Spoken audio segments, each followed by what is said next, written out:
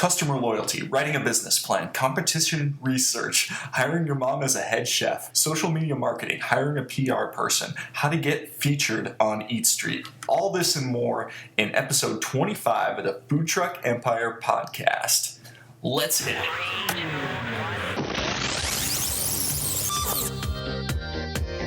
You're listening to the Food Truck Empire podcast, where we talk about great food, big trucks, and how to launch a profitable food truck business. Here's your host. Episode number 25 of the Food Truck Empire podcast. This is your host, Brett. I hope you enjoyed that cool little intro that I did. It took me at least 30 minutes. And of course, thank you, Bertha, for that great introduction as usual. This week, going to be talking to Samir from the Pakistani food truck RickShaw Stop out of San Antonio. This is probably one of the most informative interviews I've done to date. And just a little teaser from the interview, he used to creep up on other food trucks and count how many customers they got. For some reason, I really love that. I think that's really great competitive research. Anyways, be sure to check that out in the main course. But first, got to do a little bit of housekeeping and catch up with a couple iTunes reviews that have come in this month. Haven't featured the iTunes reviews for a while, and I wanted to make sure to give a couple shout-outs to people. Number one, by JeffTT33 says, been listening to this podcast for months. I'm starting my own food truck in the next 6 months, and listening to interviews with other successful owners has been extremely inspiring. 5 stars. And there's another one that came in from Chris Lay. Booyah! I usually listen to this show in the truck, on the way to catering events, or while cleaning up after a long day. Helps keep the gears turning about the possibilities of my business. Thank you so much for that, Chris. And you definitely keep me inspired with the iTunes reviews and the feedback. And speaking of gears turning, Greg Messer, a listener of the podcast, sent over some photographs of himself and a food truck that he's building himself that will be called Messer's Mobile Melt. Greg said that he's planning to use his tip jar as a benevolence fund for charitable projects, which I love. And he's also planning to launch a crowdfunding campaign to start his business probably within the next 2 months. You'll definitely be hearing more about Greg in the future, and definitely keep in touch, Greg. Let me know when that gets launched and talk about it on the show and give you a shout out there. Finally, since we're on the topic of crowdfunding, as regular listeners will know, I've been kicking in a few bucks to one food truck campaign per month. And about a week ago, I decided to contribute to the first local boy that I've kicked in a few bucks to, and his name is Jordan Roots. I feel like that's a made-up name or something, but his name, and maybe I'm just jealous, his name is cooler than mine. Anyways, his name is Jordan Roots, and he was featured on Master Chef on Fox. And I have to admit that I'm a bit biased. Like I said, I'd love to see this guy rolling around the streets of St. Paul and Minneapolis, where I live, so that I can go eat there eventually. And FYI, this campaign does end today, December 20th. So be sure to go and check out that Kickstarter campaign if you're interested. It is available on the episode 25 show notes, and definitely check him out. I think he's got a cool story and a cool concept, and he's a hard worker and all that stuff. So, okay, with that, we got through a lot of stuff. Let's go straight into our main course with Samir from RickShaw Stop. Hey, today we've got Samir from RickShaw Stop with us today, who owns one of the top 10 rated food trucks in the nation, and along with the only Pakistani food truck in the San Antonio area. How you doing today, Samir? I'm good, Brett. Thank you for asking. How's it going? Hey, not too bad. Now, I know I've got a list of questions that I sent over to ask you, first of all, but before we get into the main interview questions, why don't you just tell us a little bit about yourself, your background, and how you first got involved in the mobile food business? Sure. Well, my name is Samir Siddiqui with RickShaw Stop, and I'm not a chef by trade or anything like that. My wife, Megan, and I are home cooks, and we got into the food truck business in a very roundabout way because my trade, I'm a banker. I was a mortgage banker for 10 years. My wife, that's where I actually met my wife, was at the bank, and she works full-time at RickShaw Stop, so she works in technology. So we've always had a business background. we've been wanting to open a business going back to like 2008, the first time I was laid off from the banking industry. And we didn't really know what to open because the recession basically hit right around that time. And so I was able to find a job and kind of eventually wound up back at the bank that was now like 3 names later, the same place, but 3 different, like through buyouts and things like that, that whole mess during the banking period. So, I mean, it was basically the same place, but, went from World Savings, Wachovia to Wells Fargo. In 2009 or 10, Anthony Bourdain's No Reservations went to Austin. We watched the episode thinking about, boy, there's these food trucks up there that looked awesome. We went up there that weekend and we decided, wow, this might be something we can actually do, being that we're home cooks. And if we do it part-time on the side, we can probably get away with it, that sort of thing, not really having any real restaurant industry background. And so what happened is it took us about a year while I was still at the bank. I wrote my business plan on the side. It took me about a year. I had to gather all my own data because there really wasn't anything available in San Antonio, because San Antonio has a culture of food trucks, but the traditional late night taco truck, which is why the reputation in San Antonio you have to overcome is everyone thinks you're a taco truck, like the ones that set up at the bars till 3 a.m., and some of those may not be legitimate businesses, but we're trying to prove that we are. So writing the business plan, I had to follow the only like 2 gourmet modern, let's call them the modern breed of food trucks. I used to sit in parking lots and count their customers, things like that. Luckily, I had the 2010 census had just come out, so I could get some data from there. Wrote the business plan, and right when we were starting to build everything, I got laid off again. And so we basically launched in April of 2011 discussing, and I was laid off in March saying, okay, well, I guess with me, my mother, we're going to do this. My mom's my head chef, by the way, Getty Siddiqui. She's my head chef. It's a family business with 2 of my aunts, my uncle. And it's one of those things where we decided, let's take it as full-time as possible.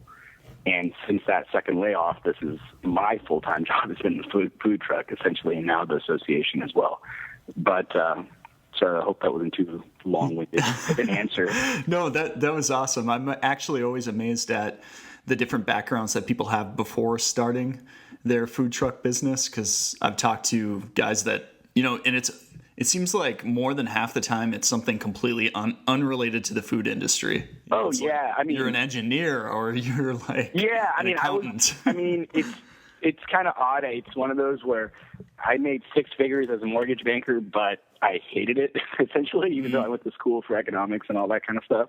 It's been much more fun to use my education and background and business skills in our own business and use it in those terms. And I don't think we'd have the success if it wasn't for my wife and my business backgrounds. But it's one of those things where we're just trying to take the best out of those backgrounds and put them into something brand new because, honestly, I don't ever want to go back to the banking industry. Yeah, for sure.